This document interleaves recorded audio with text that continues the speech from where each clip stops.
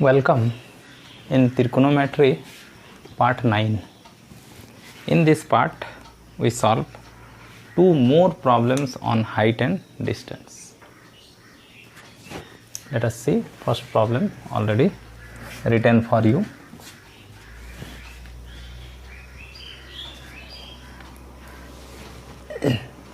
The angle of elevation of a cloud from a point, the angle of elevation of a cloud from a point 60 meter above a lake is 30 degree, and the angle of depression of the reflection of the cloud in the lake is 60 degree. Find the height of the cloud. One second, try to understand.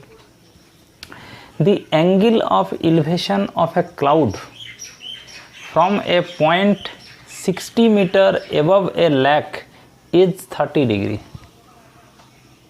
and the angle of depression of the reflection of the cloud in the lake is 60 degree.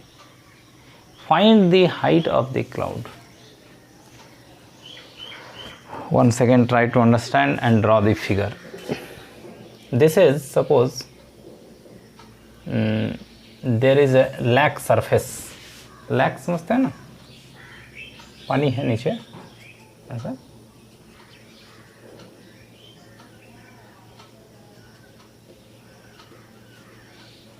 इस तरह से पानी है नीचे ऐसा, ये lake है, ये ऊपर उसका लैक का सरफेस है. क्वेश्चन है कि the angle of elevation, elevation माने ऊपर तरफ का एंगल, ऑफ ए क्लाउड, एक क्लाउड है. क्लाउड कहाँ होगा? क्लाउड तो इधर ना होगा. This is suppose C be the cloud. The angle of elevation of a cloud, एक क्लाउड का angle of elevation from a point 60 metre above a lake. ये लैक है ना, लैक से 60 मीटर, 60 मीटर ऊपर एक पॉइंट है, इज 30 डिग्री. फिर से पढ़ते हैं.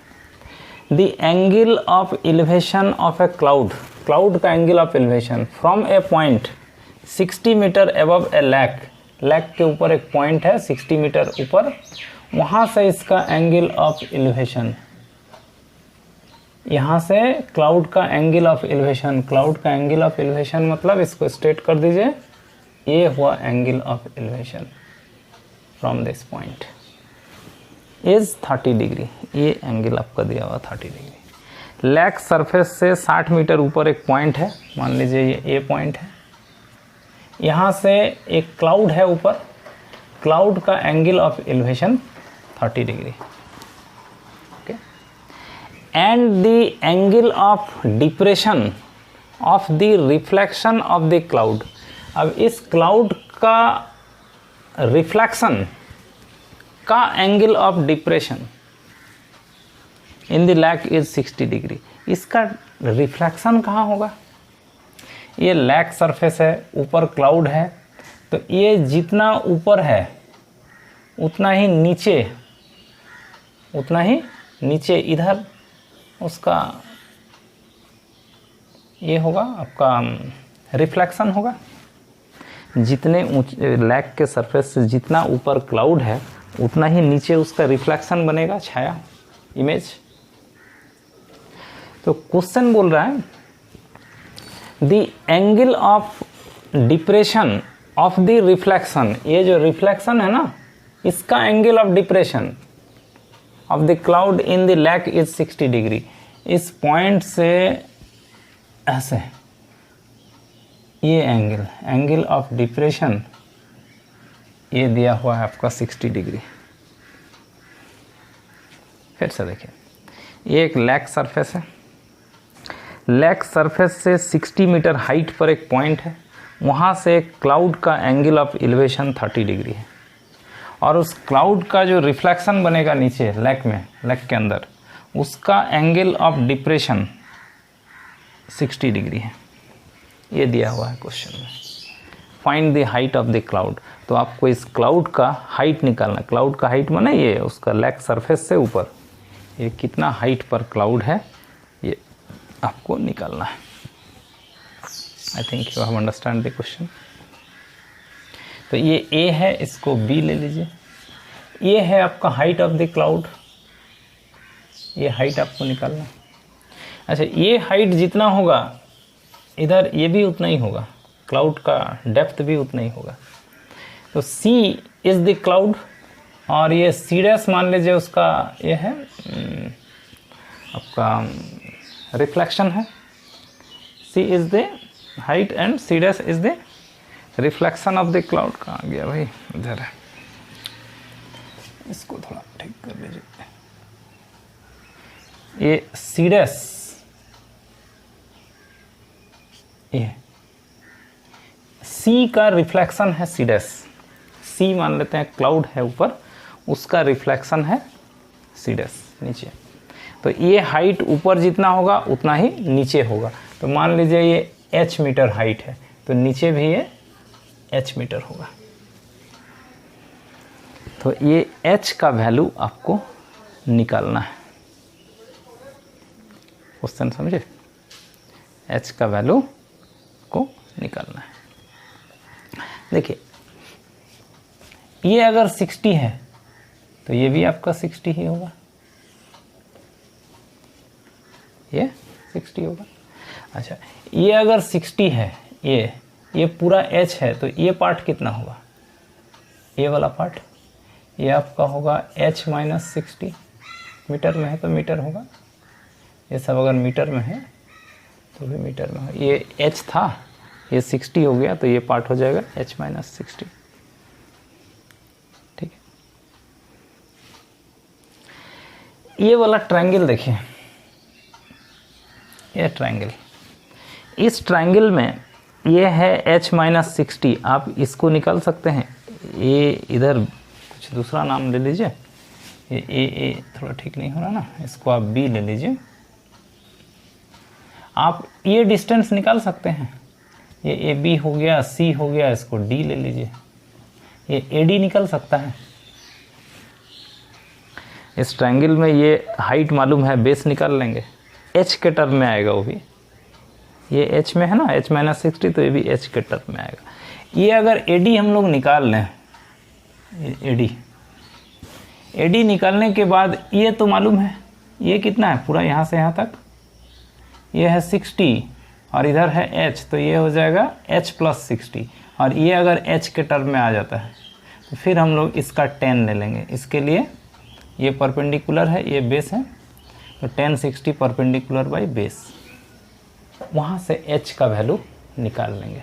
वो होगा आपका height of the cloud from the lake surface. इस तरह से हम लोग कैलकुलेट करते हैं।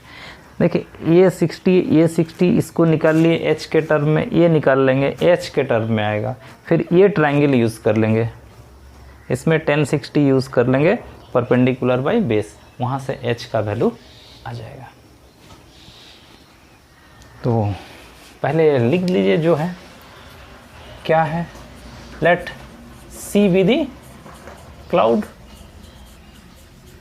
And C dash be its reflection कर दीजिए, बी इट्स रिफ्लेक्शन, इसका रिफ्लेक्शन है। ठीक है, ए बी इक्वल टू मान लीजिए 60 मीटर है ना, एंड लेट ये इसका कुछ नाम दे दीजिए, ए बी सी डी हो गया, तो इसको कुछ ई रख लीजिए, C E equal to h metre be the height of the cloud, height of the cloud. ये हो गया, बस बाकी सब इंफॉर्मेशन आप फिगर में दिखा दीजिए। इन ट्रायंगल, ऊपर वाला छोटा ट्रायंगल देखिए, ए सी डी, ये वाला triangle, in triangle A C D, A C D में ये एंगल 30 डिग्री है, ये है h माइनस 60, तो आप ले लीजिए tan 30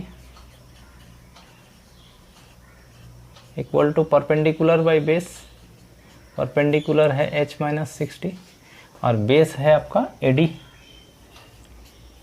ये यहाँ से आपको AD निकालना है, ठीक है। tan 30 डिग्री का वैल्यू होता है 1/√3 equal to h minus 60 by AD, तो यहाँ से आप निकाल लेंगे AD, AD होगा h माइनस 60 इंटू √3 मीटर। इस तरह से ये देखिए AD निकल गया इन टर्म ऑफ h, और ये DC डैश ये तो हम लोग h के टर्म में लिख ही सकते हैं, तो इसलिए अब यूज़ करेंगे triangle ADC dash. Now in triangle ADC dash, ADC dash इस ट्रायंगल में tan 60 ले लीजिए, tan 60 हम इसका वैल्यू भी लिख लेते हैं, tan 60 होता है √3 है ना, इक्वल टू इस एंगल के लिए ये है परपेंडिकुलर, यहाँ से लेके यहाँ तक 60 plus h by base, base मतलब AD, ये जो निकाले हम h माइनस 60 √3, ये हो गया tan 60 degree equal to √3 equal to 10। यहाँ से h का वैल्यू आपको निकाल लेना है सिंप्लीफाई करके, क्रॉस मल्टीप्लिकेशन करके h निकालेंगे। देखिए क्रॉस मल्टीप्लिकेशन कीजिए, ये मल्टीप्लाई होगा इधर, तो क्या होगा √3 से मल्टीप्लाई होगा तो ये 3 हो जाएगा, 3h minus 3 into 60 180 equal to हो जाएगा 60 प्लस h। ये h को इधर लाके माइनस कर दीजिए, 3h माइनस h तो 2h इक्वल टू ये 180 जाके उधर प्लस हो जाएगा, तो 180 plus 60 240 and therefore h equal to 120, it will be in term of metre. तो इस तरह से हम लोग बोल सकते हैं कि height of the cloud from the lake surface will be 120 meter. So I hope you have understand. We solve one more problem in this same video. एक और प्रॉब्लम इसमें देखिए। Let us see now question number second. Second is, and try to read the question first. The angle of elevation of a bird flying in a horizontal straight line from a fixed point just below the line at 4 successive observations are alpha, beta, gamma, delta. The observations being taken at equal intervals of time. If the speed of the bird is uniform, so that cot square alpha minus cot square delta equal to 3 cot square beta minus cot square gamma. This is what is your question. Once again, let us read the question. The angle of elevation of a bird flying in a horizontal straight line. There is a bird who is flying in a straight line. ये मान लो horizontal ground है. Okay. A bird is flying in a straight line. एक straight line में एक bird जो है से fly कर रहा है. The angle of elevation of a bird flying in a horizontal straight line. मान लीजिए इस line में एक bird flying कर रहा है. From a fixed point just below the line, line के जस्ट बिलो में कोई एक फिक्स्ड पॉइंट है, मान लीजिए ये फिक्स्ड पॉइंट है, ये मान लीजिए फिक्स्ड पॉइंट है ओ पॉइंट से at 4 successive observation alpha beta gamma delta, observation being taken at equal interval of time. यहाँ से 4 ऑब्जर्वेशन लिया गया है एक बर्ड का। एक बर्ड यूनिफॉर्म स्पीड से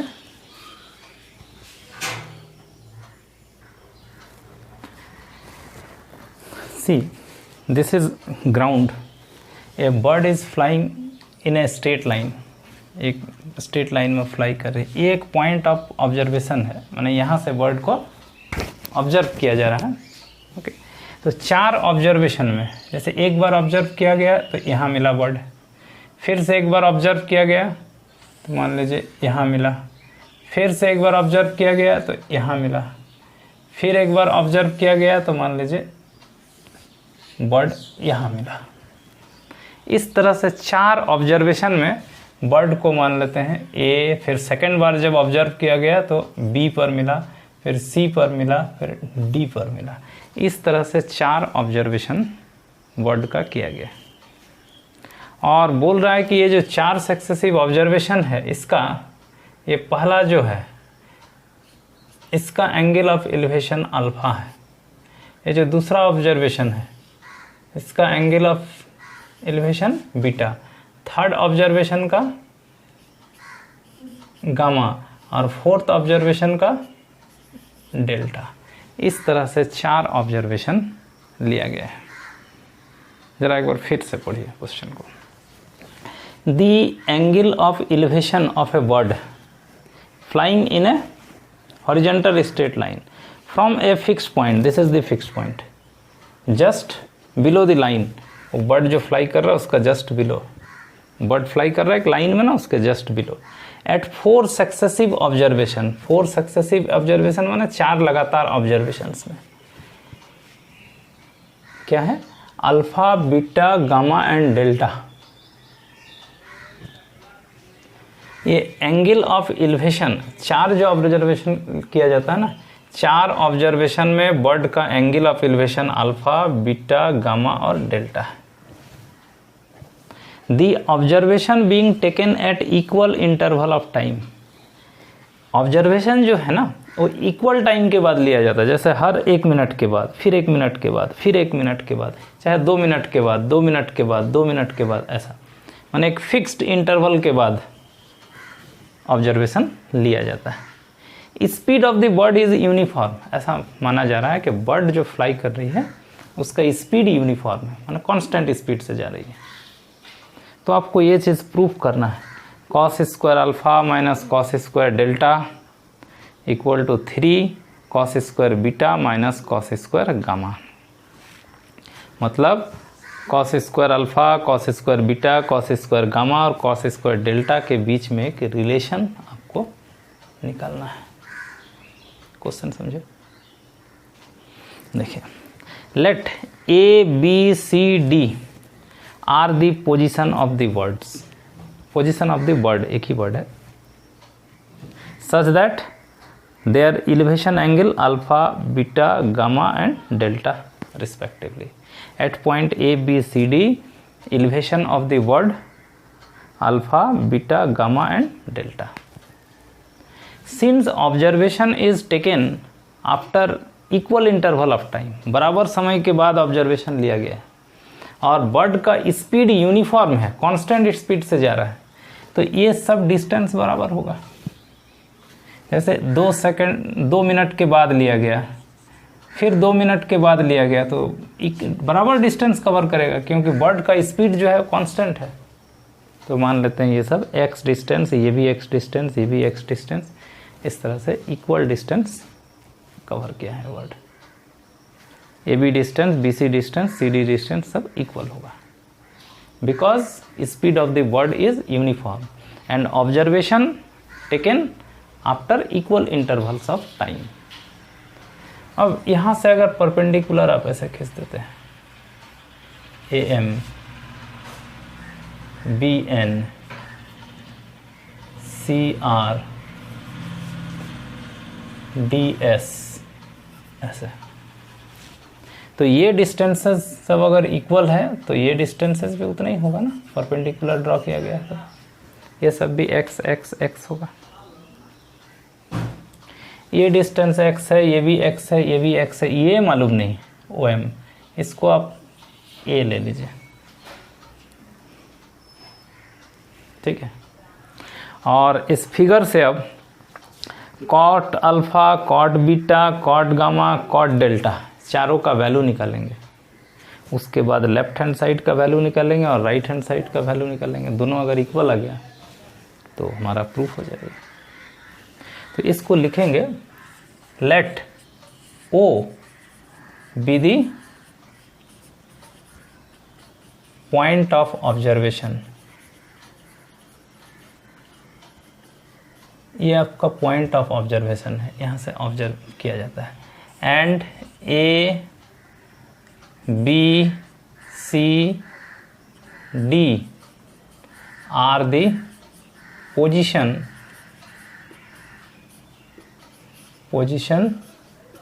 of the word, position of the word A B C D, such that इस तरह से है कि AB equal to BC equal to CD equal to X मान लिए। एंड देयरफॉर इसलिए MN इक्वल टू NR, नीचे फिगर में देखिए, इक्वल टू RS, ये सब भी X होगा। और साथ में ये मान लिए कि ये जो OM डिस्टेंस है वो इक्वल टू स्मॉल a है। Okay, now let us see, let me rub the question this side.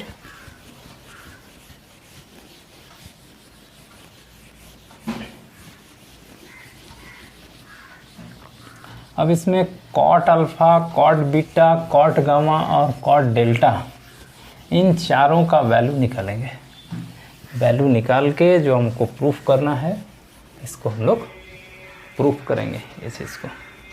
Therefore आप निकालिए तो कॉट अल्फा निकालिए। देखिए तो फिगर में कहाँ अल्फा है, देखिए ये एंगल आपका अल्फा है, तो ये वाला ट्रायंगल देखिए ना, इसका कॉट। अच्छा ये हाइट, ये है ना height of the word, height of the word कुछ भी h ले लीजिए, तो ये भी h होगा, ये भी h होगा, ये भी h होगा। हाइट तो हमेशा बराबर ही रहेगा क्योंकि बर्ड जो है वो स्ट्रेट लाइन में फ्लाई कर रहा है। Bird is flying in a straight line, so height will always remain same. Okay, cot alpha, इसका कॉट, कॉट होता है बेस बाय परपेंडिकुलर, तो अल्फा एंगल के लिए ये है बेस A और परपेंडिकुलर मतलब ये H, ये हो जाएगा आपका कॉट अल्फा। कॉट बीटा निकालिए, कहाँ है बीटा, ये है बीटा, तो आप ये एंगल लीजिए यहाँ से ऐसे, ये वाला, तो ये है ना बीटा, कॉट बीटा होगा बेस बाई परपेंडिकुलर। बेस माने यहाँ से लेके यहाँ तक, ये कितना होगा A plus x by perpendicular, तो वही रहेगा H। कॉट गामा लीजिए, ये है आपका गामा, तो आपको ये ट्रायंगल लेना पड़ेगा, ये वाला ट्रायंगल, ये गामा एंगल ये है। तो इसके लिए बेस होगा यहाँ से लेके यहाँ तक, मतलब A plus x plus x means A plus 2x by height, तो वही रहेगा। और कॉट डेल्टा ये वैसे ही हो जाएगा A plus 3x by H. Cot delta equal to A plus 3h by x. ये हो जाएगा आपका cot alpha, cot beta, cot gamma and cot delta. Therefore you find left hand side. What is your left hand side? Cot square alpha minus cot square delta. Cot square alpha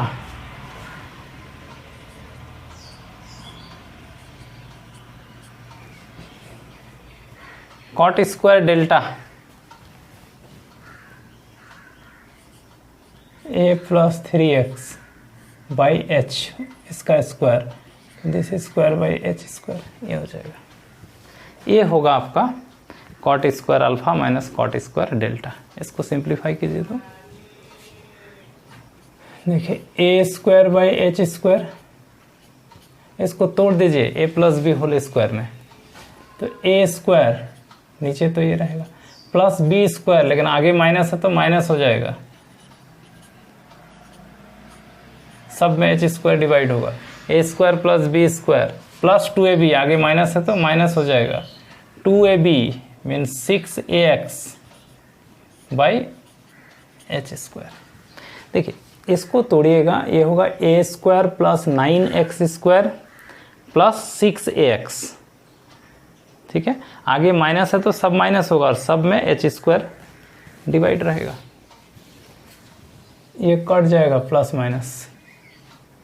तो अब देखिए क्या common हो सकता है, 3x common होगा, H square common होगा, दोनों माइनस है तो माइनस कॉमन ले लीजिए, minus 3x by H square common ले लीजिए।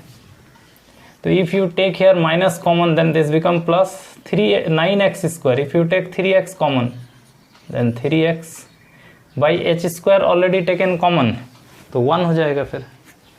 तो ये सिंपली हो जाएगा यहाँ 3x, और ये माइनस आगे माइनस कॉमन ले लिए हैं तो प्लस एच स्क्वायर तो कॉमन आ गया है, इसमें 3x कॉमन ले लिए हैं तो 2a बचेगा। ये हो जाएगा आपका left hand side. Keep it equation number 1। Now find right hand side. Right hand side है 3 cot square beta minus cot square gamma, इसका वैल्यू आप निकालिए। इधर मिटाते हैं।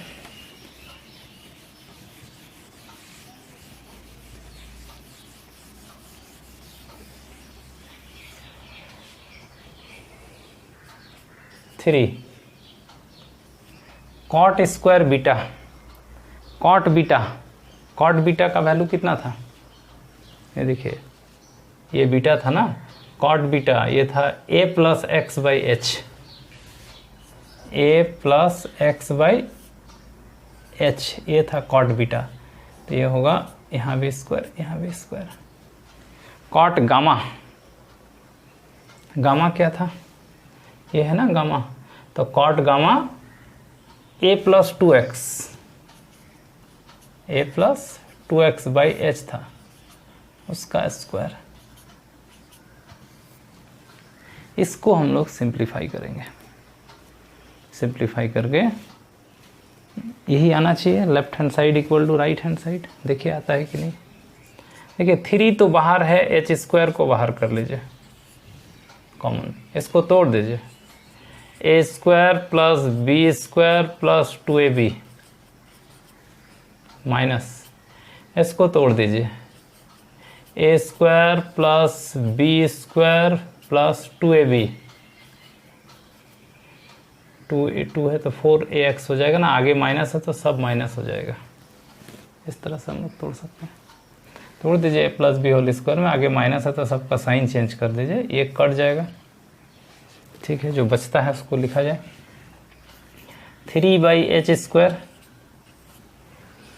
ये x square minus 4x square minus 3x square, और 2ax minus 4ax minus 2ax, plus minus minus sign बड़ा का होगा। अच्छा, अब इसमें एक x कॉमन लेंगे, माइनस x कॉमन ले लीजिए, माइनस 3 पहले से है कि x कॉमन ले लेते हैं, तो ब्रैकेट में बचेगा कि ये माइनस कॉमन हो गया, एक x कॉमन हो गया तो बचेगा 3x, ये प्लस हो जाएगा, x कॉमन हो गया तो ये होगा 2a। देखिए तो ये है 2, तो from 1 and 2, from 1 and 2 left hand side equal to right hand side. तो प्रूफ हो गया हमारा ये क्वेश्चन। तो in this way we can solve this problem. These were some basic idea of height and distance. 6 question बना है, 3 video में 2-2 question करके है। If you solve these 6 problems on height and distance, I think you will get the basic idea. Basic एक idea कि height and distance के सवाल को कैसे डील करते हैं, कैसे फिगर बनाते हैं, कैसे बनाते हैं, आपको एक मोटा मोटी आइडिया हो जाएगा हाइट एंड डिस्टेंस का। उसके बाद कुछ अपने से 6 प्रॉब्लम हम बना दिए हैं, तो कम से कम 6 प्रॉब्लम और आप अपने से जो बुक में दिया गया है, बुक के एग्जाम्पल में जो सॉल्व है उसको पहले बनाइए, उसके बाद फिर एक्सरसाइज बनाइए। तो इस तरह से आप हाइट एंड डिस्टेंस बना लेंगे। क्लास 11 के लिए कुछ और अलग तरीके का हाइट एंड डिस्टेंस बनाना पड़ता है, उसमें कुछ अलग फार्मूला यूज़ होगा, वो फार्मूला हम लोग आगे पढ़ेंगे। तो इसलिए वो सब फार्मूला पढ़ने के बाद कुछ और हाइट एंड डिस्टेंस का प्रॉब्लम बाद में बनाएंगे फॉर स्टैंडर्ड 11। स्टैंडर्ड 10 के लिए ये जो हमारा पार्ट 9 है ना, ये पार्ट 1 से लेके पार्ट 9 ये सब 10th के लिए भी है, 11th के लिए भी है। 11th वाले को तो सब करना ही है, 10th वाले ये सब कर सकते हैं। एक और वीडियो पार्ट 10 होगा, वो भी क्लास 10 वालों के लिए कर सकते हैं। तो क्लास 10 के लिए होगा पार्ट 1 से लेके पार्ट 10, और क्लास 11 के लिए तो सब पार्ट 1 से लेके अभी लगभग पार्ट 25 तक जाएगा क्लास 11 के लिए। तो इसमें इतना ही, नेक्स्ट पार्ट 10 देखिए। धन्यवाद।